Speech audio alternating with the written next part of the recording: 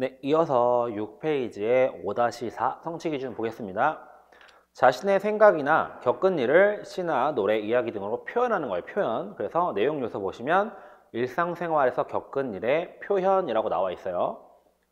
성취 기준 해설 보겠습니다. 이 성취 기준은 일상생활의 다양한 경험을 문학적으로 표현함으로써 그 즐거움을 맛보고 문학활동에 자신감을 갖기 위해 설정했대요.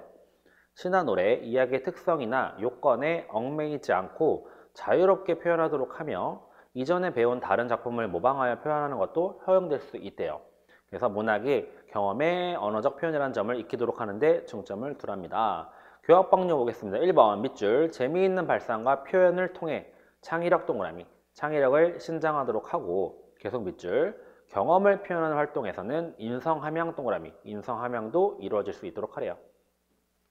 그러니까 창의력과 인성함양을 둘 다 가져가라 이런 얘기고요. 2번 문학적 완성도에 구속되지 않고 일상적 언어 생활의 연장선상에서 문학에 접근하도록 함으로써 문학에 대한 친밀감을 형성하도록 하랍니다.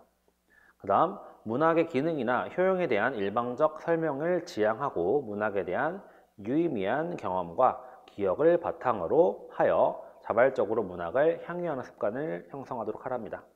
그 다음에 평가 방법의 유의사항은 나왔던 부분이니까 넘어갈게요. 강론 정리 보겠습니다. 겪은 일을 시나 노래로 표현하는 방법이에요. 2학년 2학기 5단원에 나오는 내용인데 1번 겪은 일에 대한 생각이나 느낌이 잘 드러나게 솔직하게 쓴답니다. 그 다음 2번 긴 문장은 행 동그라미. 행은 뭘까요? 시에서 행은 그거 알죠? 이렇게 하나하나 행을 나눠 쓴대요. 그래서 그건 뭐라고 할 수 있어요? 형식 요소라고 할 수 있어요. 형식 요소. 그러니까 어쨌든 시를 쓰는 거잖아요. 그렇기 때문에 아이들한테 시의 어떤 형식 요소도 알려줄 필요는 있어요. 그래서 겪은 일을 쓰되 어떻게 긴 문장은 행을 나눠서 써라 이런 식으로 조금 뭐 시는 이런 게 있고 이렇게 말해주는 게 아니라 조금 유도리 있게 아이들한테 알려주는 거죠. 그래서 긴 문장은 좀 나눠서 이런 식으로 정도 나눠주는 거고요. 3번 밑줄 반복되는 말을 사용하면 리듬감을 나타낼 수가 있다 해서 반복되는 말 뭐죠? 운율이죠. 운율. 그것도 마찬가지로 형식 요소인 거죠. 그래서 반복되는 말을 뭐 이렇게 사용할 수 있도록 도와주는 활동도 합니다. 그래서 참고자료 볼게요. 참고자료. 그래서 이 겪은 일을 표현한 시예요. 뭐 다른 학생들이 쓴 시라고 해서 보여주는 건데 보겠습니다. 잔디라는 시인데 한번 볼게요. 잔디들이 하늘을 콕콕 찌른다 라고 했을 때 지금 한 문장이죠. 한 문장을 지금 어떻게 했어요? 행 나눔 했죠. 그쵸? 행 나눔. 그렇게 긴 문장을 나눠라는 거, 여기 나눴다는 거 볼 수 있어요. 그 다음 두 번째 행에 있는 콕콕이라는 거, 그 다음에 하늘이 아파서 아야가 또 나오죠. 반복을 합니다. 반복. 뭐라고 했죠? 반복하는 걸로 운율을 넣을 수 있다라고 했어요. 그 다음 뒤에 보면 맨 마지막 보면 콕콕콕 이런 게 또 반복이 되면서 이런 식으로 반복하는 거. 그 다음에 행 나눔, 긴 문장을 행 나누는 거 활동까지 해가지고 할 수 있다라는 거 보여주는 거죠. 그 다음 시의 구상과 쓰기지도 보겠습니다. 구상은 얼거리 짜기라고도 말해요. 이거와 쓰기는 한꺼번에 이루어진대요. 시에서 자기가 한 대로, 본 대로, 들은 대로, 느낀 대로, 생각한 대로 솔직하게 쓰는 게 중요하고요. 그 다음에 짧고 간추린 말로 쓰는 게 중요하고, 그 다음 사투리나 입말, 우리가 말로 하는 거 그런 것도 그대로 써라. 왜냐하면 시적 허용이 되기 때문이에요. 그 다음에 생전 처음 쓰는 마음가짐으로 짝이야 어떻게 쓰든지 상관하지 말고 쓰래요. 말이 약간 거칠어요. 여기 지금 보면 이거 교육론 책 같은 거에 이렇게 참고자료 같은 거는 보통 그런 거거든요. 근데 이제 말투가 공손하게 뭐뭐입니다 라는 말투도 있고 뭐뭐이다 라는 말투도 있고 이렇게 약간 조금 뭐 우리가 표현하는 대로 약간 쿨한 말투도 있어요. 보시면 좀 이런 말 쓸 수 있나? 이렇게 느낌이 와요. 그 다음에 생전 처음 그 다음에 순간의 감동을 눈앞에서 겪는 듯이 써라. 그 다음에 동시를 흉내내지 마라. 그 다음에 연과 행은 상관하지 말고 쓰래요. 이렇게 쓸 수도 있고요. 그 다음에 구상과 쓰기가 잘 안 되는 학생들은 했던 몸짓을 다시 하고 했던 말을 다시 이거 제가 쓴 거 아니에요. 짓거려 본다거나 이렇게 나와 있어요. 짓거려 본다거나 그때의 느낌을 다시 한번 떠올려보는 거기 동그라미 겪어보기가 좋은 방법이 될 수가 있대요. 즉 몸짓이나 했던 말을 다시 해보는 다시 겪어보는 거. 그러니까 우리가 어떻게 하면 재생하는 거죠. 재현하는 거. 과거 했던 것들 그런 것들을 해보면서 시 쓰는데 도움이 될 수 있다는 얘기예요. 그러니까 겪어보기 그 표현만 좀 아시면 될 것 같아요. 겪어보기. 그 다음 성취 기준입니다. 5-5예요. 시나 노래, 이야기에 흥미를 가진다 라고 해서 이거는 뭐 사실 진짜 전체에 해당되는 성취 기준이라고 할 수 있어요. 그렇죠? 문학에 대해서 다 흥미를 가졌게 읽으면 다 이거 성취 기준이 들어간 건데 그 중에 몇 개만 뽑아왔습니다. 내용 요소는 문학에 대한 흥미예요. 흥미. 그래서 교학방류를 보면 노래와 시, 이야기 등 특정한 문학 갈래에 국한하지 말고 만화, 애니메이션 등 갈래의 범위를 넓히거나 역할극과 같은 연극적 기법을 활용함으로써 학습자의 흥미와 관심을 유발하도록 하라. 이런 얘기도 있고요. 그 다음 문학의 기능이나 효용에 대한 일방적 설명을 지향하고 나왔던 교학방류예요. 문학에 대한 유의미한 경험과 기억을 바탕으로 하여 자발적으로 문학을 향유하는 습관을 형성하도록 한다라는 말도 들어갈 수 있고요. 그 다음에 평방류도 마찬가지 나왔던 겁니다. 시나 노래, 이야기를 교과 외 시간에도 흥미를 갖고 즐겨 접하도록 독려하고 이를 누적적으로 기록하여 평가한다라는 부분도 있었고요. 그다음 강론 정리 보겠습니다. 만화 영화를 보고 재미있는 장면 말하기라고 해서 사실 이게 뭐 꼭 이 강론 내용이 성취 기준과 엄청 매치가 되는 건 아니에요. 여러분 읽어보시면 알겠지만 뭐 이런 것들은 제가 강론 정리 빼놓은 거는 딱히 넣을 데가 없어서 이 그냥 다 되는 사실 이 5-5 성취 기준이 어떻게 보면 다 되는 거잖아요. 흥미를 갖고 읽는다. 그러니까 거기다 넣은 거예요. 보겠습니다. 만화 영화를 보고 재미있는 장면 말하는 거예요. 여기 만화 영화를 뭘 보여주냐면 달려라 얼음 썰매라는 걸 보여줘요. 이걸 보고 재미있었던 장면을 이렇게 얘기도 하고요. 그 다음에 자기가 봤던 뭐 다른 만화도 있을 거 아니에요. 실제로 거기 뭐 예시가 나온 게 뭐 타요, 뭐 라바, 그 다음에 뭐 둘리 이런 게 있잖아요. 이런 거 보고 재미있었던 장면이 뭐가 있는지 경험을 말해보는 활동도 합니다. 국어 시간에. 그 다음 페이지 보게요. 8페이지. 인물의 말과 행동을 실감나게 표현하는 방법입니다. 먼저 어떻게 해야 될까요? 또박또박 말해야 합니다. 두 번째, 인물의 특징이 잘 드러나도록 행동을 해야 되고요. 세 번째, 말과 행동이 잘 어울려야 됩니다. 그 다음 네 번째, 인물에게 어울리는 목소리로 말해야 되고요. 다섯 번째, 말의 높낮이와 빠르기 그리고 크기를 생각하며 표현합니다. 그리고 6번, 인물의 특징과 마음이 잘 드러나게 표현한다. 어떻게 보면 다 비슷한 말이 반복이 되기도 해요. 그래서 보면 제가 적어놨죠. 1번부터 4번까지가 3, 4차 시에 나온 내용이에요. 그러니까 인물의 말과 행동을 실감나게 표현하려면 어떻게 될까요? 라고 해서 교과서 차시에 3, 4차 시에는 1번부터 4번까지 내용이 나와요. 그 다음에 5번 내용은 5, 6차 시에 또 나온 내용이에요. 그 다음에 6번 내용은 7, 8차 시에 나온 내용이라서 뭐 사실 이거 그냥 다 조합한 거예요. 이런 식으로 조합을 했고 여러분들 꼭 지금 이것뿐만 아니라 다른 거 제가 이렇게 번호로 넘버링 한 것들 있잖아요. 1, 2, 3, 4번이 진짜 어떤 한 차시에 딱 정리가 나온 게 아니라 1차시, 뭐 3, 4차시, 5, 6차시 이렇게 모아놔가지고 그거를 이렇게 넘버링을 해놓은 게 있어요. 그러니까 여러분들이 이거를 직접 지도서를 찾아서 보시면 흩어져 있는 경우도 있어요. 이해가 되시죠? 이런 인물의 말과 행동을 실감나게 표현하는 방법이라고 해서 제가 정리를 해놓은 게 내가 찾아봐야지라고 해서 뭐 예를 들면 여러분이 직접 지도서를 봐가지고 2학년 2학기 11단을 보면 어디 한 군데 모아져서 정리되는 게 아니라 흩어져 있다고요. 그걸 이렇게 모아놓은 거라는 얘기예요. 그 다음 주의점 볼게요. 인물의 행동을 실감나게 표현하기 위해서는 인물의 처한 상황에서 밑줄 가장 특징적인 부분을 행동으로 표현하래요. 가장 특징적인 부분. 이때 계속 밑줄 칠게요. 두 인물이 대화하는 상황이라고 해도 정면을 바라보며 행동을 해야 관객에게 잘 보일 수 있다는 걸 지도한다. 이거 어떤 상황이죠? 역할극이나 역할놀이 상황이죠. 그렇죠? 이런 걸 인물의 표현을 몸짓을 할 때 어떻게 하라고요? 둘이 얘기하는 장면이라고 해서 이렇게 하지 말고 관객을 보면서 얘기하라는 거죠. 뭐의 기초가 되죠? 연극의 기초가 되는 거예요. 이렇게 해보면서. 그 다음 인형극이 나옵니다. 인형극에 등장하는 인형은 뭘 할 수 없죠? 표정을 바꿀 수 없어요. 그렇죠? 인형의 표정은 그냥 그대로야. 그거 가지고 인형극을 할 거니까. 그렇기 때문에 말과 행동을 뭐 하는 게 좋대요? 과장되게 하는 것이 실감나는 표현이 좀 도움이 된대요. 그러니까 표정을 못하니까 우리 듣기 말하기 에서 어떻게 했어요? 1량 때 계속 나왔잖아요. 표정, 몸짓, 말투를 표현해서 반언어적, 비언어적 표현도 중요하다고 했어요. 근데 인형극에서 인형은 뭐가 안 되죠? 표정 변화가 안 돼요. 그렇기 때문에 말투 같은 걸 과장되게 하는 게 도움이 된다고 하지만 또 나오는 말이 있어요. 그러나 실제로 역할극을 할 때는, 그러니까 인형극이 아니라 역할극을 할 때는 어떻게 하래요? 말과 행동을 하면서 그에 어울리는 표정을 지으며 실감나게 표현할 수 있다는 걸 지도해도 좋다. 무슨 말인지 알죠? 그러니까 인형극에서는 이 표정이 안 되니까 안 되는 거고, 그렇기 때문에 다른 말투나 그런 걸 과장할 수 있어. 하지만 너네가 실제로 너네 얼굴을, 그러니까 몸짓을 가지고 역할극을 할 때에는 표정을 이용해서 실감나게 표현할 수도 있다. 이런 거를 지도를 해라 라는 얘기입니다. 그 다음 만화 영화입니다. 참고자료.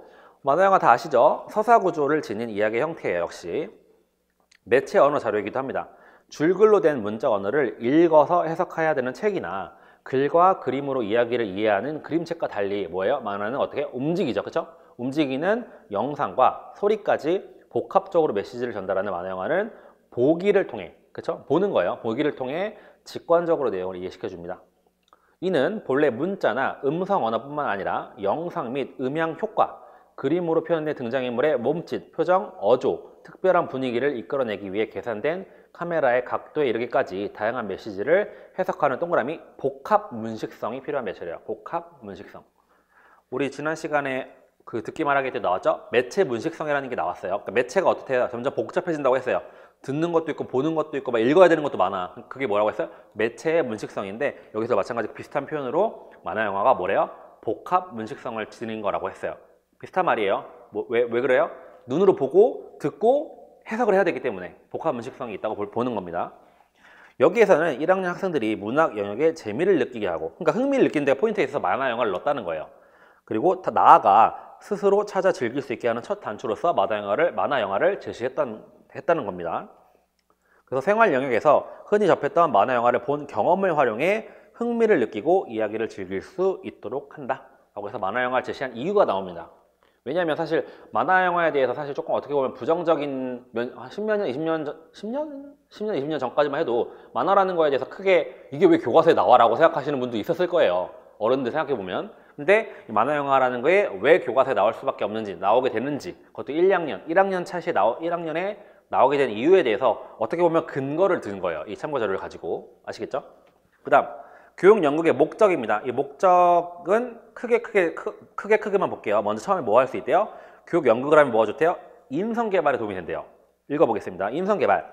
학생들은 자신의 생각에 연극적 형식을 부여하고 이를 통해 한 인물 또는 상황이 가지고 있는 극적 요소를 깨닫게 됩니다. 이것은 극화된 사회 안에서 예술적 과정 및 사회적 과정 모두에 있어 학생들이 자신을 정확히 인식할 수 있도록 도와주는 어떤 인성 개발에 도움이 된다는 거죠. 다른 역할을 해보는 거잖아요. 그렇죠? 그 다음 두 번째 위로 올라가서 사회적 공동체에 대한 감수성 동그라미. 교육 연극은 하나의 사회적 수업 형태래요. 학생들은 공통된 하나의 이야기를 가지고 활동하면서 다른 사람의 생각에 귀 기울이고 자신과 다른 여러 생각을 받아들이는 방법을 지속적으로 배워나간다는 거죠. 그래서 사회 공동체에 대한 어떤 감수성을 키울 수 있다.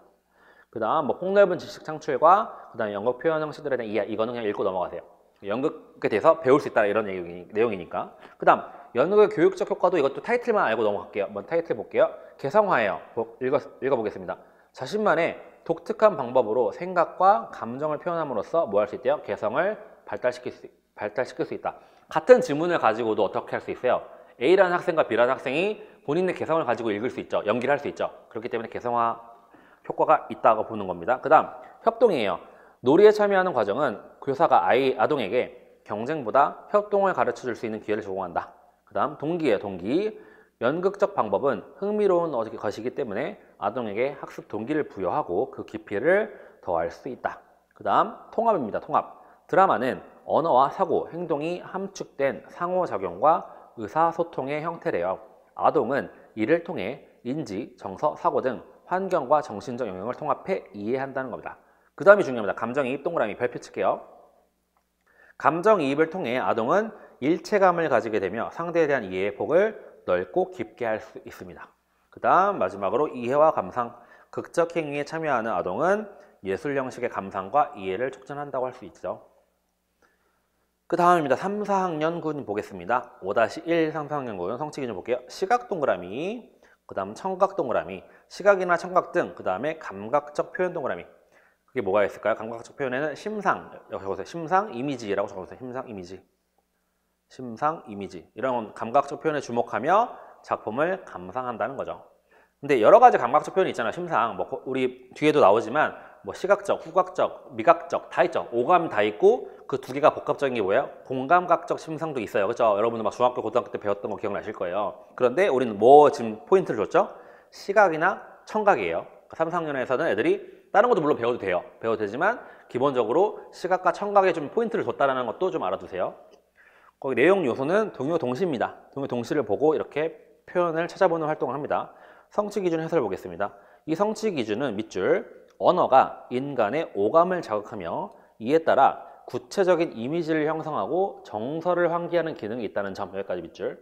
그걸 이해하며 문학 활동을 하도록 하기 위해 설정했대요.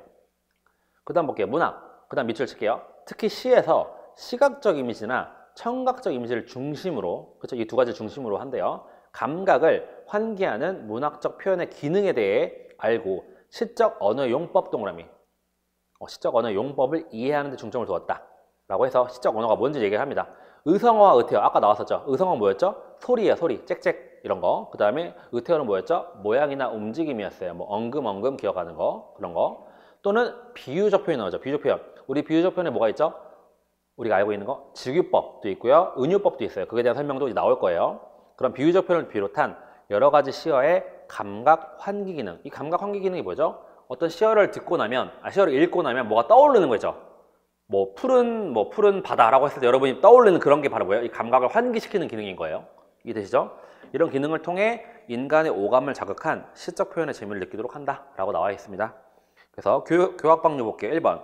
수용에 초점이 있는 학습 요소라고 하더라도 이 말이 뭐예요? 감상이라고 하더라도예요. 감상이라고 하더라도 뭐래요? 발산적 사고 활동을 통하여 바탕으로 하여 창의적 재구성이나 창작 활동이 이루어지도록 지도한다라는 거예요. 뭐 할 수 있을까요? 여러분들은 어떤 시를 감각하는, 수용하는 활동을 하면서도 뭐 할 수 있어요? 비슷한 걸 같이 만들어 본다거나. 이해되시죠? 이거 어떤 감각적 표현을 바꿀 수 있는 다른 표현이 있을까요? 라고 물어보면서 확산적인 활동도 할 수 있다라는 거예요. 아시겠죠?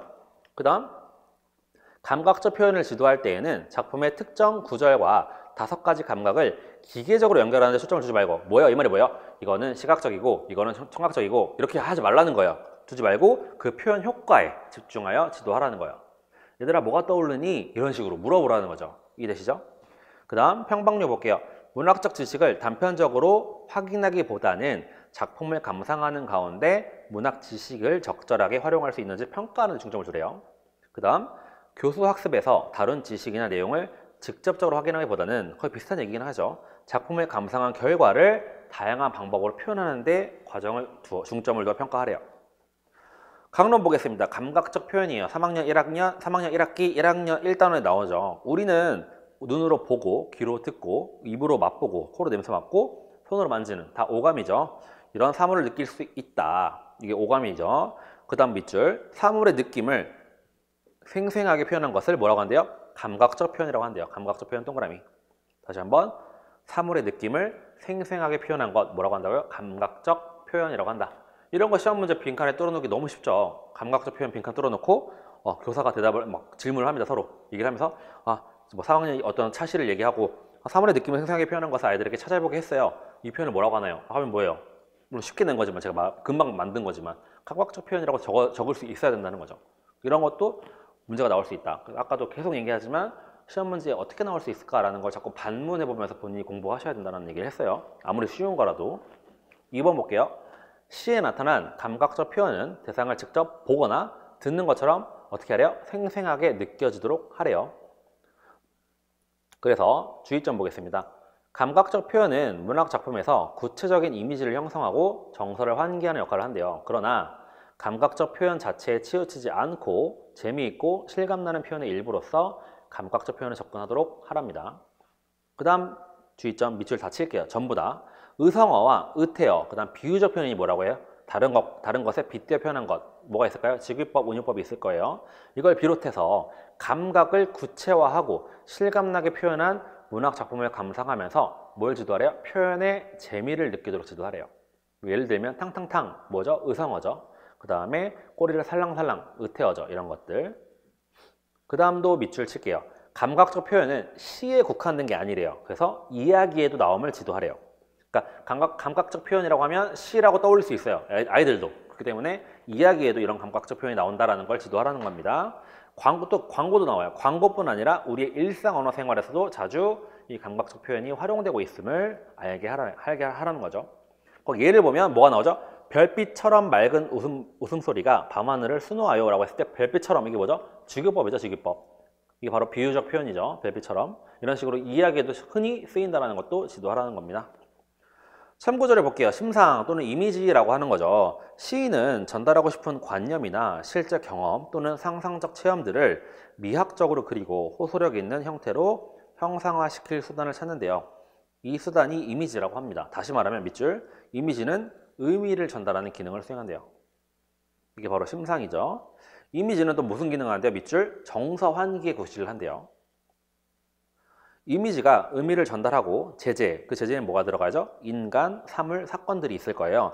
이걸 지시하는 데 머물러 있는 한 이미지는 이런 지시적 수단으로 간접성의 신세를 면치 못한대요. 그러니까 이미지 자체가 아까 말한 의미를 전달하는 기능만 갖고 간다면 부차적인 것밖에 안 된다는 거야. 근데 이미지의 본래 의미가 뭐라는 거예요? 정서를 환기할 때 직접성을 획득한다는 거예요. 문학에서, 특히 시에서. 이해되시죠? 그런 말이에요. 의미 전달 기능보다 뭘 하래요? 정서 환기의 기능을 조금 더 구실을 더 집중해서 생각해라. 그래야 직접성을 획득할 수 있다. 이런 내용이고요. 감각적 표현의 의미 보겠습니다. 감각적 표현은 대상에 대한 감각적 경험을 시적 언어로 표현한 것을 말한대요. 우리는 눈, 귀, 코, 입, 그 다음 피부와 같은 신체의 감각기관으로 어떤 대상을 감각적으로 경험한다. 이때 본 것, 들은 것, 냄새 맡은 것, 맛본 것, 만진 것이 감각이고 그러한 감각으로 얻은 인식이나 느낌이 뭐래요? 감각적 경험이래요. 감각적 표현은 그것이 어떤 종류의 감각을 담고 있느냐에 따라 구분할 수 있대요.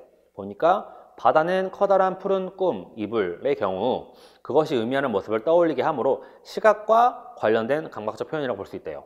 그 다음 그 외에도 청각, 촉각, 후각, 미각과 관련된 감각적 표현이 있다. 뒤에 또 나옵니다. 시인은 시를 창작하면서 자신이 직접 경험한 대상에 대한 감각들을 감각적으로 표현합니다. 독자는 감각적 표현의 의미를 이해하면서 시인의 감각적 경험을 간접적으로 제시할 수가 있대요.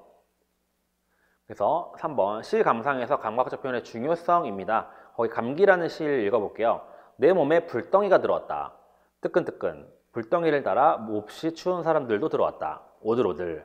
약을 먹고 나니 느릿느릿. 거북이도 들어오고 까무룩. 잠꾸러기도 들어왔다. 내 몸에 너무 많은 것들이 들어왔다.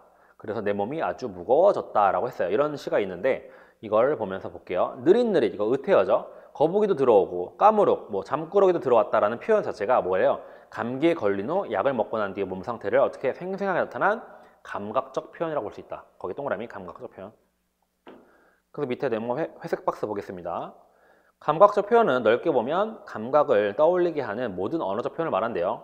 달, 은행나무, 향긋한 꽃향기, 뜨거운 주전자와 같이 일상생활에서 사용하는 대부분의 언어가 어떻대요? 특정한 감각을 담고 있죠. 그런데 시에서는 감각적 표현을 주요한 구성 요소로 삼는데요. 시에서. 그런 까닭은 이유가 뭐냐면 감각적 표현으로 일상과 다른 시적 체험을 할 수 있기 때문이래요. 보겠습니다. 예를 들어 감기에 걸려 열이 난다 라고 표현하면 독자는 그냥 상투적으로 일기장을 생각하게 돼요. 그쵸? 일기에 이런 게 쓰잖아요. 감기에 걸려서 열이 나요. 근데 만약에 내 몸에 불덩이가 들어왔다라는 표현하면 뭔가 감기는 새롭게 느끼게 되죠. 시에서.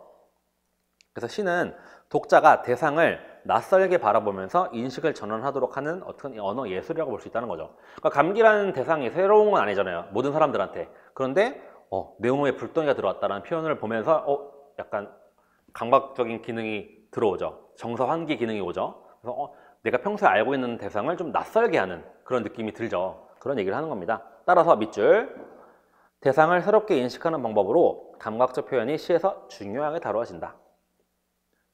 즉 감각적 표현을 쓰면 내가 이미 알고 있는 대상 자체도 조금 새롭게 낯설게 느껴질 수 있다는 거예요. 그 다음 볼게요. 거기 교과서 장면 보겠습니다. 감기를 읽고 물음에 답해 봅시다. 내 몸에 무엇이 들어왔다고 했나요? 했더니 불덩이, 몹시 추운 사람, 거북이, 잠꾸러기입니다. 내 몸에 불덩이가 들어왔다고 말한 까닭은 뭡니까? 감기에 걸려 열이 많이 나기 때문입니다. 감기 일부분을 읽고 감각적 표현을 찾아봅시다 라고 했을 때 거북이가 들어왔다고 한 까닭은 뭡니까? 보니까 감기약을 먹고 몸이 무거워졌기 때문입니다. 느릿느릿하죠, 거북이가. 그런 표현을 넣은 거예요. 그 다음 잠꾸러기가 들어왔다고 한 까닭은 무엇입니까? 감기약을 먹고 몹시 졸렸기 때문입니다 라고 해서 위로 넘어가면 파란색으로 쓰인 낱말을 빼고 읽을 때와 넣고 읽을 때 거기 뭐냐면 느릿느릿과 까무룩이에요. 거기 보면 느릿느릿과 까무룩 뭐죠? 의태어를 뺀 거예요. 그걸 빼고 읽으면 넣고 읽을 때와 느낌이 어떻게 다른가요? 라고 했어요. 그래도 예시 답안이 있죠. 넣고 읽을 때 뭐래요? 밑줄 표현이 더 구체적입니다. 그다음 넣고 읽을 때 더 뭐래요? 재미있습니다. 그것도 밑줄 넣고 읽을 때 뭐래요? 밑줄 느낌이 생생하게 살아납니다. 즉 흉내내는 말, 감각적 표현 이런 것들의 장점을 얘기를 하는 거죠. 그다음 3번입니다. 심상의 종류예요. 보충적. 이건 원래 지도서에 없는 내용이지만 여러분들도 중학교, 고등학교 때 진리도록 봤을 거예요. 뭐 이런 게 있다. 그리고 시에서 막 찾아내는 거 많이 해봤을 건데 볼게요. 어렵지 않아요. 시각적 심상 뭐죠? 모양이나 색깔, 그리고 밝고 어두움, 움직임 등 눈을 통해 느낄 수 있는 심상이 뭐예요? 시각적 심상이에요. 예를 들면 너도 보이지? 오리나무 잎사귀에 흩어져 앉아 바람에 몸 흔들며 춤추는 달. 뭐예요? 달이 뭐가 돼요? 춤춘대요. 눈으로 보이는 것처럼 표현을 했죠. 그런 거예요.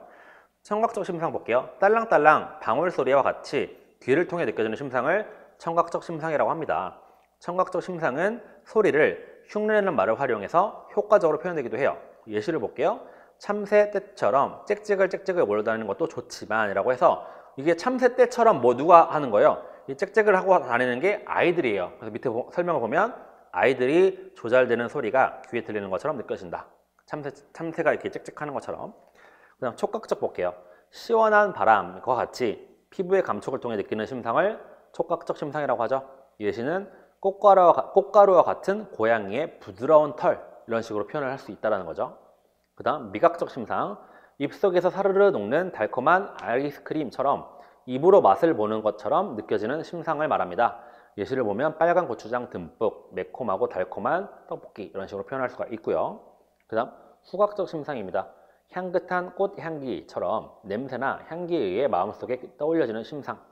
예시를 보면 가슴 가득 퍼지는 비릿한 바다 냄새, 그 다음 짭조름한 미역 냄새, 이런 식으로 후각적인 걸 표현했죠. 그 다음 마지막 공감각적 심상입니다. 볼게요. 진짜 예시로 중학교 그 참고서나 고등학교 참고서에도 엄청 많은 예시로 나오기가 바로 뭐죠?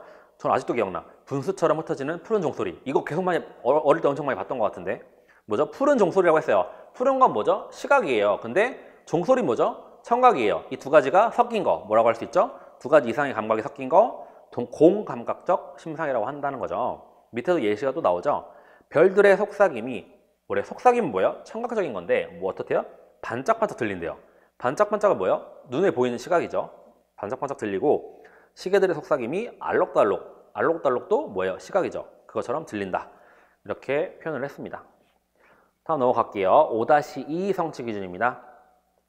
인물, 사건, 배경, 밑줄. 인물, 사건, 배경에 주목하며 작품을 이해한다여요. 원래 1, 2학년에 뭐에 집중했죠? 인물에 좀 집중했죠. 그렇죠? 이번에는 뭐 할 수 있어요? 인물, 사건, 배경, 이야기의 3요소를 전부 다 초점을 맞춥니다. 인물, 사건, 배경. 내용 요소는 동화, 동극이고요. 성취 기준 해설을 보겠습니다. 이 성취 기준은 서사 갈래나 극 갈래의 작품을 수용할 때 밑줄, 인물, 사건, 배경이라는 핵심적인 요소를 중심으로 이야기를 이해하는 능력을 기르기 위해 설정했대요. 그래서 서사 갈래와 극 갈래가 인물, 사건, 배경으로 구성된다는 점을 바탕으로 하여 옛 이야기, 창작 동화, 아동극, 애니메이션 등에서 인물과 사건의 관계, 그 다음에 사건과 배경의 관계 등을 파악하는 데 중점을 두도록 한대요. 그 육하원칙 동그라미, 육하원칙 동그라미 치고 밑에다가 이야기 구조 질문이라고 쓰세요. 밑에 참고자료에 나오거든요. 이야기 구조 질문. 이런 육하원칙을 적용하면 인물은 누가, 사건은 무엇을 왜 어떻게 들어가고 배경은 언제 어디서 이렇게 들어갈 거예요. 그렇죠? 해당되는 점을 이해하도록 한다. 그러니까 이야기에도 뭐가 들어있어요? 육하원칙의 구조가 들어가 있다는 거예요. 그 다음 교학방류 보겠습니다. 1번 인물, 사건, 배경을 지도할 때는 밑줄, 이들 요소를 개별적으로 확인하게 하기보다는 뭐하래요? 이야기 속에서 동그라미 상호 연관성을 파악하도록 하는 데 중점을 두래요.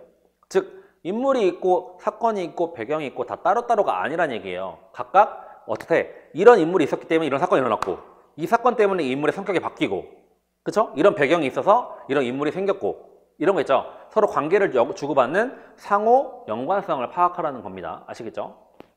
그 다음 평방류 볼게요. 인물, 사건, 배경을 통해 작품을 이해하기에 대한 평가는 작품을 읽고 난 후 느낀 점이나 생각을 학습자끼리 공유하는 과정에서 이들 요소를 중심으로 작품을 이해하고 있는지 자연스럽게 확인하도록 하래요. 그 다음 강론 정리 보겠습니다. 이야기의 주제예요. 밑줄 칠게요. 이야기에서 나타내려고 하는 생각, 여기까지 밑줄. 이걸 뭐라고 한다? 주제라고 한다. 주제 동그라미. 다시 한번 이야기에서 나타내려고 하는 생각이 뭐예요? 주제예요. 그래서 이 주제를 찾을 때는 어떻게 하래요? 밑줄, 제목, 그 다음에 인물의 말이나 행동, 그 다음 일어난 일, 이게 뭐예요? 사건이죠. 사건. 일어난 일이. 이런 걸 따위를 뭐 하래요? 살펴봐야 한대요. 참고자료 보겠습니다. 혼합된 이야기 구조 질문 전략인데 이건 가볍게 보세요. 아까 말했던 육하원칙 있죠? 그런 거에 대해서 그냥 가볍게 나온 거예요. 이런 걸 확인해 보라는 거야. 이야기 구조에서 이 육하 원칙이 들어왔는지 볼까요? 이야기는 처음에 어떻게 시작되었는가?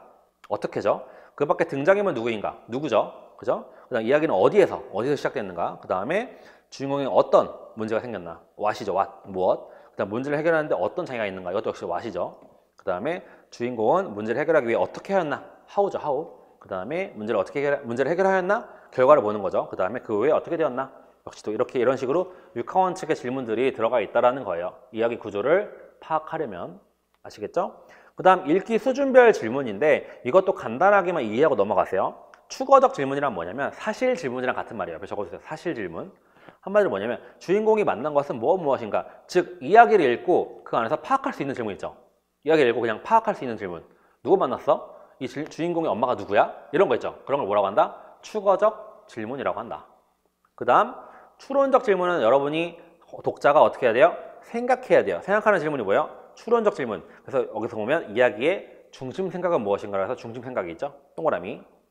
중심 생각 동그라미. 그 다음 비판적 질문은 갈등을 해결할 다른 방법은 없었나? 그래서 사건 해결에 대해서 약간 다시 한번 생각해보는 그런 질문을 비판적 질문이라고 합니다. 그 다음 감상적 질문은 뭐냐면 내가 주인공이라면 어떻게 하겠는가라고 해서 옆에 적어주세요. 감정이입과 관련이 있어요. 감상적 질문.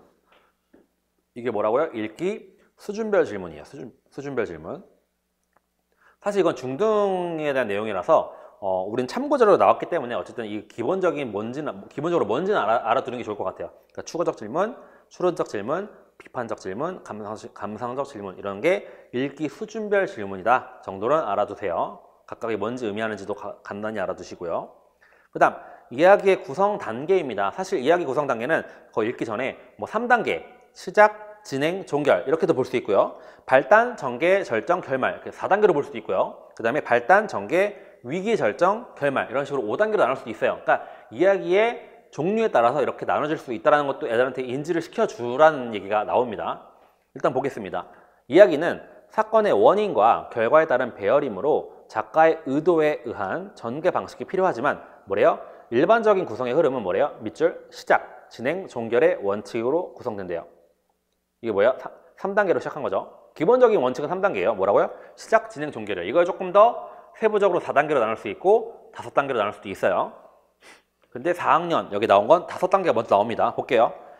발단이죠. 발단, 전개, 위기, 절정, 결말 중 발단입니다. 발단은 뭐 어떤 특징이 있죠? 사건이 일어날 걸 암시를 하는 단계예요. 처음 시작하는 단계니까.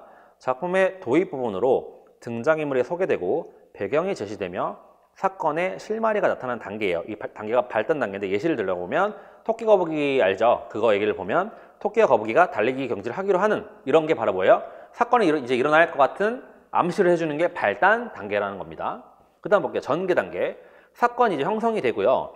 사건이 본격적으로 전개되는 단계로서 사건이 복잡하게 얽히고 이제 인물 사이의 갈등이 생기고 복선, 암시, 생략 등의 기교가 요구되는 단계가 바로 전개 단계인데 토끼와 거북이는 그렇게 어려운 얘기는 아니니까 볼게요. 오른쪽 보면 그래서 어떻게 한대요? 거북이는 토끼와 경주를 시작했어요. 이게 뭐예요? 사건이 생겼죠. 달리기 한 게 이제 생긴 거야. 그 다음에 그들은 각자의 속도로 달리기 시작합니다. 이게 바로 뭐예요? 전개 단계에 있을 수 있는 얘기죠. 그 다음 위기예요. 사건에 반전이 생기는 겁니다. 반전이 생기고 새로운 사태가 발생을 한다거나 갈등이 생긴 게 고조가 된다거나 심화된다거나 그 다음에 사건의 절정에 이르는 계기가 되는 단계가 바로 위기 단계예요. 보니까 하지만 거북이는 뛸 수 없어서 토끼에 비해서 엄청나게 뒤처지는 단계가 바로 위기 단계라고 볼 수 있어요. 그리고 마지막 절정 단계, 네 번째 절정 단계를 볼게요. 사건의 전환이 생기는 단계입니다. 전환이 생겨요. 갈등과 분규가 가장 격렬해지고 그 다음 사건이 최고조에 이르는 단계이며 절정이니까요.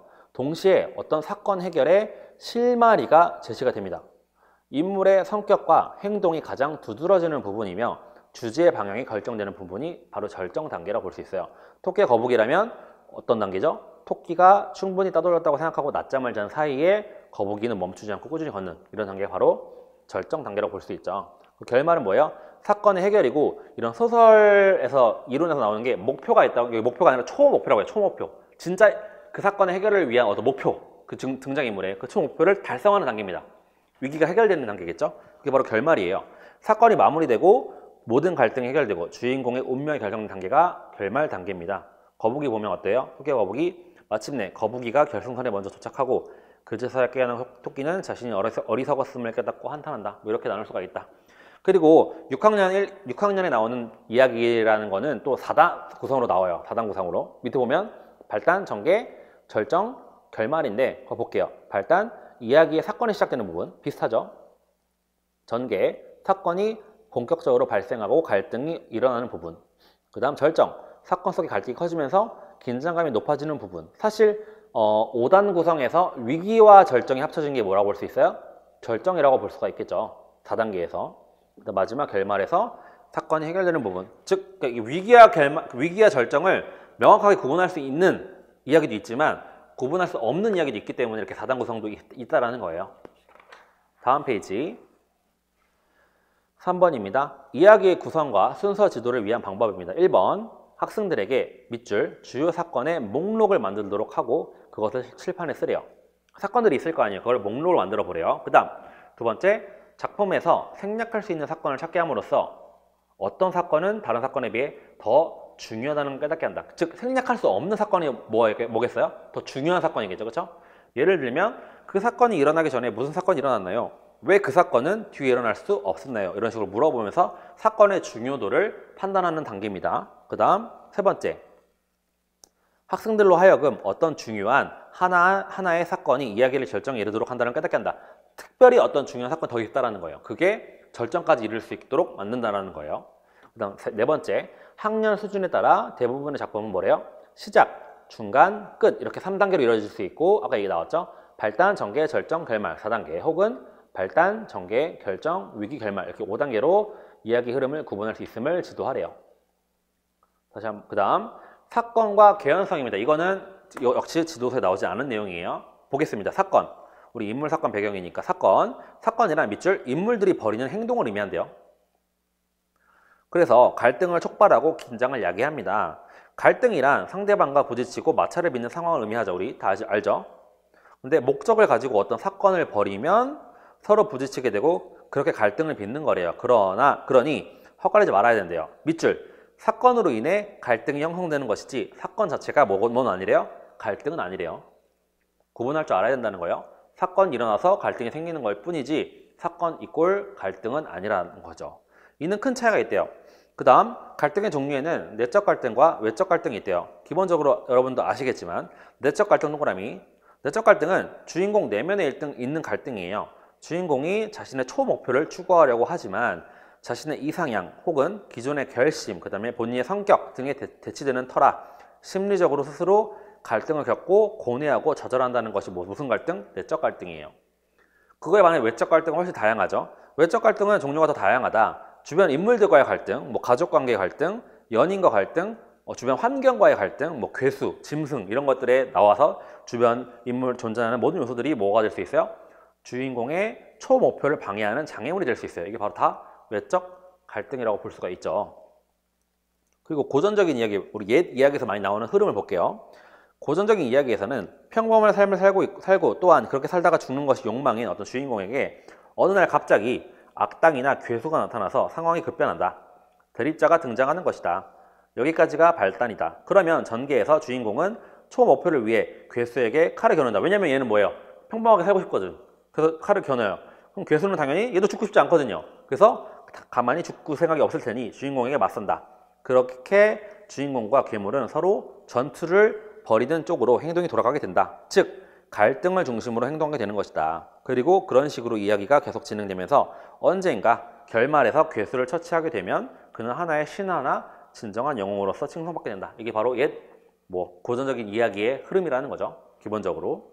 그 다음 개연성 보겠습니다. 여러분 개연성 그런 얘기 많이 하잖아요. 여러분 드라마 같은 거 보고 나서 이거 말도 안 돼. 개연성 떨어져. 이런 얘기 하잖아요. 그 말이에요. 관련이 없는 거야. 개연성이 있다는 건 관련이 있는 거고 개연성이 없다는 건 정말 사건과 사건 사이에 관련이 없다는 얘기는 하는 건데 볼게요. 소설에서 개연성이란 주인공이 초목표를 위해 벌이는 밑줄 사건의 관련성을 의미한대요. 만약 발단에서 악당 철수에게 어머니가 살해당한 주인공 영희가 있다고 쳐봅시다. 그럼 전기에서 영희는 철수를 잡기 위해 또는 복수하기 위해 적극적으로 행동들을 벌일 거예요. 그쵸? 이게 보통 우리가 알고 있는 사건의 흐름이잖아요. 근데 만약 그렇지 않으면 어떻다는 거야? 뜬금없이 갑자기 그 영희가 주식을 하러 가. 또는 갑자기 춤을 추러 가. 이런 건 아무런 이유도 없고 근거도 없어요. 그런 관련성이 없는 행동을 하면 독자들은 좋지 못한 방향으로 의문이 생긴다는 겁니다. 그래서 이러한 의문은 어이없음, 짜증 등 부정적인 감정을 불러일으키고 이는 밑줄 곧 흥미를 소멸시킬 수 있다는 거죠. 그래서 개연성이 없으면 이거 뭐야? 뭔데 이래? 이렇게 읽을 수 있잖아요. 그렇죠? 그런 얘기를 하는 겁니다. 그 다음 이야기의 구성 요소를 볼게요. 이야기의 재료가 되는 인물, 사건, 배경을 이야기 구성 요소라고 합니다. 인물, 사건, 배경은 이야기를 구성하는데 꼭 필요한 요소이며 이 세 가지가 어울려야 뭐 할 수 있대요? 한 편의 이야기가 만들어진대요. 인물은 뭐예요? 이야기에서 어떤 일을 겪는 사람이나 사물을 인물이라고 합니다. 그럼 사건은요, 이야기에서 일어나는 일을 의미하고요. 배경은 이야기가 펼쳐지는 장소, 시간과 장소를 얘기합니다. 거기 당구장 표시 볼게요. 밑줄. 언제에 해당하는 건 뭘까요? 당연히 시간적 배경. 뭐 조선시대, 아니면 일제강점기, 아니면 현대시대, 지금, now 이걸 의미할 수도 있고요. 그 다음 어디에서 해당하는 것은 공간적 배경이라고 한다. 뭐 서울, 부산 이런 공간적 배경이 될 수가 있죠. 그 다음 주의점 볼게요. 이야기의 구성 요소에는 인물, 사건, 배경이 있다. 이 요소들은 이야기에서 독립적으로 존재하지 않아요. 그래서 읽어보면 이야기 속에서 인물의 사건의 흐름에 영향을 주기도 하고 배경이 인물의 성격을 변화시키기도 하며 사건의 흐름에 따라 인물의 성격이나 행동도 변화하기도 한대요. 밑줄. 이야기의 구성 요소는 이와 같이 상호 관련 속에서 서로 영향을 끼치며 이야기를 구성한다. 아까 상호 관련성 얘기했죠? 즉 인물, 사건, 배경이 서로 연관성이 있다는 얘기예요. 따라서 이 요소들에 대한 개념적 이해와 더불어 각각의 요소가 어떻게 어우러져 하나의 이야기를 구성하는지에 초점을 맞추어 지도하래요. 그 다음 마지막 유의점이죠. 서사 작품의 다양성을 무시한 채 이야기의 구성 요소에만 초점을 두어 문학 본래의 상상력이나 감상의 즐거움을 저해하지 않도록 유의하며, 즉 인물, 사건, 배경을 너무 강조하다 보면 인물 찾아봐, 배경 찾아봐 이런 거 활동하면 뭐예요? 정말 문학은 모아야 되는 거예요. 감상하는 활동인데 못한다 이거예요. 주의하며 작품의 내용 이해와 더불어 전반적인 문학 작품 수용 능력의 향상을 집중해서 지도하라는 얘기예요. 아시겠죠? 4번입니다. 이야기 속 인물의 성격을 짐작하는 방법이에요. 어떤 걸로 짐작할 수 있죠? 밑줄, 인물이 한 말이나 행동으로 인물의 성격을 짐작할 수 있습니다. 그 내용을 읽어볼게요. 주의점. 인물의 성격은 사건의 흐름에 영향을 주죠. 서로 상호 연관성이 있기 때문이죠. 인물의 성격이 바뀌면 인물의 행동도 달라지고 그에 따른 결과도 달라지기 때문이다. 학생들이 인물의 성격을 파악하는 데에서 나아가 인물의 성격과 사건의 관계를 생각해보고 자신이 주인공이라면 어떻게 했을지 상상해 봄으로써 인물의 입장이 되는 밑줄 문학적 체험의 기회를 제공한대요. 그 다음 점도 밑줄, 다음 주의점도 밑줄. 학생들이 인물의 성격을 말할 때 어떻게 하래요? 착하다, 나쁘다 이런 것처럼 단순한 낱말로 말하지 않도록 지도하래요. 그렇죠? 인물이 단순히 착하다, 나쁘다로 비유를 하지 말라는 거예요. 그래서 인물이 한 행동이나 말, 생각을 종합적으로 살펴보고 그 인물의 성격을 구체적으로 표현해 볼 수 있도록 지도하랍니다. 그 다음 5번 볼게요. 역시 비슷해요. 사건의 흐름을 생각하며 읽는 방법이에요. 1번, 사건이 일어난 차례를 살펴보겠죠. 사건의 흐름. 그 다음, 인물의 성격에 따라 인물의 행동이 어떻게 달라지는지 살펴봅니다. 그 다음 3번, 인물의 행동에 따라 이어질 이야기가 어떻게 달라질지 예측하며 읽으래요.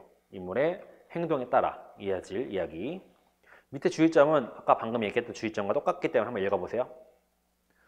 마지막 참고자료입니다. 등장인물 특성 분석표인데 이거는 그냥 참고만 하세요. 보면 밑에 흥부전에서 흥부 부인, 흥부, 놀부, 놀부 부인에 대해서 뭐 착함, 성실함, 생활력이 강함 이런 표를 나타내서 맞으면 플러스 아니면 마이너스를 해서 인물의 특성을 파악해보는 그런 활동이 있어요. 그게 뭐라고 한대요? 특성 분석표 이런 게 있다라는 정도만 알아두세요. 그 다음 이거 좀 중요합니다. 질문 만들기 전략 별표 칠게요. 이건 사실 6학년에 나온 내용이긴 한데 같이 한번 알아보죠. 사실 질문이 있어요. 사실 질문은 사실과 관련 있는 질문으로 또는 이를 확인하는 질문인데요. 질문의 종류를 분석할 줄 알아야 돼요. 그 다음 해석 질문이 있는데 해석 질문은 내용을 제대로 파악하고 있는지를 묻는 질문. 이거 또는이죠. 오타예요. 또는 사실을 바탕으로 하여 암시된 정보를 추론하도록 하는 질문이에요. 거기 추론, 동그라미 치세요. 추론. 해석 질문 추론. 그 다음 평가 질문은 뭐래요? 사실에 대한 가치 판단을 묻는 질문이에요. 가치 판단 동그라미. 그래서 이러한 질문의 유형들 질문은 독서 수업에서 자주 활용된다라고 해서 거기 위에 표를 볼게요. 사실 질문은 뭐라고요? 밑에 적어주세요. 확인하는 질문이에요. 볼게요. 어떤 질문이에요? 예를 들면 등장인물은 누구인가? 어디에서 일어난 일인가? 이런 식으로 확인하는 질문이 사실 질문입니다. 그 다음 해석 질문은 뭔가 추론해 봐야 되는 거예요. 왜? 아이의 이름은 왜 사과일까? 왜? 라는 질문에 들어가죠. 왜? 그럴까? 이런 식으로 추론하는 질문이 해석 질문. 그 다음 평가 질문은 좋은지 안 좋은지 뭐 이런 거예요. 나라면 어떻게 했을까? 이런 건데 질문의 예시를 보면 이 문제는 어떻게 해결해야 될까? 가치 판단이 들어가죠. 가치 판단. 그 다음 만약 나라면 어떻게 했을까? 이런 식의 질문이 들어간다는 거죠. 그 다음 소설의 시점입니다. 시점. 이것도 보충 자료로 넣은 건데 여러분 다 아실 거예요. 뭐 1인칭 관찰자, 주인공 그런 얘기인데 한번 읽어볼게요. 소설의 시점은 서술의 초점으로 이야기를 구성하고 있는 인물, 행위, 배경, 사건 등을 독자에게 제시하는 방법이래요. 즉 화자가 이야기를 하기 위해 자리 잡은 시선의 각도, 서술의 발화점, 관점을 뜻한다. 뭐 어렵게 얘기하지만 사실 여러분 읽어보면 그 인물을 제시하는 어떤 시점이라는 거예요. 그건데 1번부터 읽어볼게요. 뭐가 있죠? 1인칭 주인공 시점이에요. 밑줄. 소설 속의 주인공이 자신의 이야기를 풀어나가듯이 쓴 시점이래요. 이해되시죠? 본인이 주인공이 자기가 본 그 시선대로 얘기를 하는 거예요. 그래서 읽어보죠. 화자가 바로 주인공이 되어 자기 자신의 이야기를 하고 있기 때문에 독자의 감정에 직접 호소하는 힘을 갖거나 진술 내용에 대해 신뢰감을 불러일으킬 수 있어요. 따라서 이 시점은 밑줄 주인공의 내면 세계를 드러내는데 가장 좋은 시점이라고 할 수 있대요. 그러니까 주인공의 눈으로 바라보는 거니까요. 그러나 계속 읽어보죠. 타인의 마음속을 들여다볼 수 없는 제약을 갖고요. 주인공의 시각에서만 사건을 바라보기 때문에 중립적이고 객관적인 것을 드러내기 어려워요. 즉 그래서 자기 고백적인 형태의 소설에서 자주 사용이 되겠죠. 1인칭 주인공 시점입니다. 그 다음 볼게요. 1인칭 관찰자 시점이에요. 나라는 인물이 나와요. 나라는 인물이 소설 속에 뭐로 등장해요? 관찰자로 등장합니다. 이 나는 주인공은 아니죠. 그렇죠? 이 나라는 인물이 다른 인물들을 관찰하는 시점인 거예요. 이 인물은 밑줄 소설을 서술하지만 사건 속에서 주동적인 역할을 하지 않고 관찰하기만 할 뿐이다. 따라서 독자의 관심은 주 인물에게 주어지며 서술자는 주 인물의 생각이나 행동을 완전히 알지 못하고 어떻게 해요? 관찰한 거니까 유추할 따름이에요. 그런 식으로 표현하는 게 1인칭 관찰자 시점입니다. 그 다음 3인칭 관찰자 시점 볼게요. 작가 관찰자 시점이라고도 한대요. 작중 인물로 등장하지 않는 서술자가 나와요. 3인칭으로 된 모든 인물들에 대해 언급을 합니다. 그러니까 나라는 인물도 없어. 서술에 아까 말했던 1인칭 관찰자는 어떻죠? 나라는 인물이 존재합니다. 그 인물이 주인공이나 주변 인물들에 대해서 설명한 거라면 3인칭 관찰자는 나라는 인물도 없어요. 근데 하나하나 서술합니다. 그러니까 관찰적으로, 그러니까 객관적으로 읽어볼게요. 그 다음 세 번째 줄 밑줄 자기의 주관을 배제하고 객관적인 태도로 외부적인 사실만을 관찰하고 묘사합니다. 역시 관찰자이기 때문이에요. 서술자의 관찰 폭이 제한되어 인물의 내면에 들어가지 못하나 밑줄 객관성 확보에 유리합니다. 그 다음 네 번째 전지적 작가 시점이에요. 이건 다 알고 있을 거예요. 약간 신적인 존재처럼 다 아는 거야. 내부의 인물 각각 개인의 심리 상태 같은 걸 다 볼 수 있는 시점이 뭐예요? 전지적 작가 시점이에요. 읽어볼게요. 작중 인물로 등장하지 않는 서술자가 3인칭으로 된 모든 등장인물에 대해 언급합니다. 이때 보고, 듣고, 생각하는 모든 정보를 알 수 있어요. 전지성의 양상은 몇 가지로 구분해 볼 수 있는데 밑에 있는 설명은 좀 자세하게 나온 거기 때문에 한번 읽고 넘어갈게요. 여러분은 그냥 전지적 작가 시점이 어떤 건지 알면 됩니다. 볼게요. 1번 작품의 진행과 관계가 있든지 없든지 삶, 풍속, 도덕 등에 대해서 작가가 간섭하는 편집자적인 전지성이 있어요. 같은 전지적인 거라도 좀 다르다는 거야, 양상이. 두 번째, 작중 인물에 대한 직접적인 간섭은 하지 않지만 그 자신의 목소리로 독자들에게 설명하려 시도하는 약간 중립적인 전지성이 있고요. 세 번째, 한 작중 인물에만 국한시켜서 간섭과 보충 설명하는 선택적 전지성. 즉, 주인공 같은 사람들한테만 간섭을 하는 거예요. 다 설명하되 주인공한테만. 그 다음 4번, 그리고 이러한 것을 마음대로 배합해서 사용하는 그냥 다목적인, 섞여 있는 거. 이런 전지성이 있지만 우리 뭐만 알면 돼요? 전지적 작가 시점이라는 거는 신처럼 인물의 속속들이 다 알고 있는 그런 시점이 전지적 작가 시점이다. 그 다음 5번은 참고만 하세요. 이중 시점은 뭐냐면 아까 말했던 이 네 가지 시점 중에 두 가지 이상이 섞여 나오는 거예요. 근데 이거를 배합하려면 어떻게 하겠어요? 독자들이 헷갈릴 수 있죠. 예를 들면 1인칭 관찰자였다가 갑자기 전지적 작가로 바뀌어. 헷갈릴 수 있으니까 그런 것들 적절히 쓸 수 있어야 되고 이거는 현대소설에만 가능해요. 그 전에 없었어요. 이런 거. 현대소설이라면 이런 걸 좀 치밀하게 구성할 수 있는 거. 거기 그림을 보면 볼게요. 시점의 종류라고 해서 조그만 그림이 나와 있죠. 1인칭 주인공 시점 읽어볼게요. 나도 내 마음대로 할 수 있어. 내가 주인공이고 화자인데 누가 뭘 하겠어? 라고 하면서 본인이 주인공인 거죠. 화자가. 그 다음 전지적 작가 시점. 나는 신적인 존재. 모든 것을 꿰뚫어보고 내 마음대로 주무를 수 있지. 이렇게 얘기를 합니다. 그 다음 밑에는 관찰자 시점끼리 묶어줬죠. 1인칭 관찰자 볼게요. 난 주인공을 관찰한 대로 묘사하고 평가도 할 수 있지. 그 다음 3인칭 관찰자는 나도 그래. 객관적이라는 게 우리 관찰자 시점의 장점이지 라고 하면서 얘기를 합니다. 여기까지 하고 10분 정도 쉬었다가 5-3 들어갈게요.